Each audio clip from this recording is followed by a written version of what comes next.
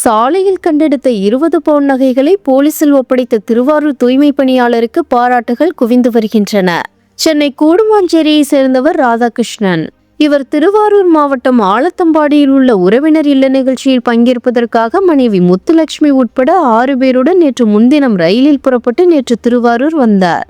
ராதாகிருஷ்ணன் மகளுக்கு மார்ச் 8ஆம் தேதி திருத்துறைப்பூண்டியில் திருமணம் நடைபெற உள்ளதையொட்டி அதற்காக வாங்கிய 20 பவுன் நகைகள், வெள்ளி பொருட்கள் ஆகியவற்றை திருத்துறைப்பூண்டியில் உள்ள உறவினர் வீட்டில் கொடுத்து வைக்க முடிவு செய்து அவற்றை தனிப்பையில் வைத்து எடுத்து வந்திருந்தனர்.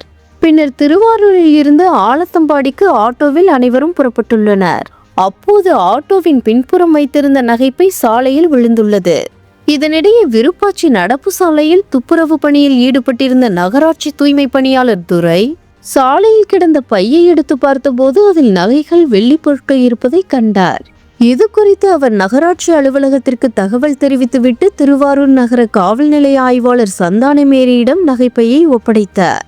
இதனிடையே நகை காணாமல் போனது குறித்து புகார் அளிக்க ராதாகிருஷ்ணன் குடும்பத்தினரும் காவல் நிலையத்திற்கு சென்றனர்.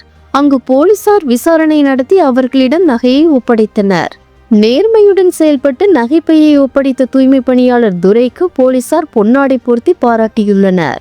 மேலும் ராதாகிருஷ்ணன் குடும்பத்தினரும் கண்ணீர் மல்க நன்றி தெரிவித்துள்ளனர்.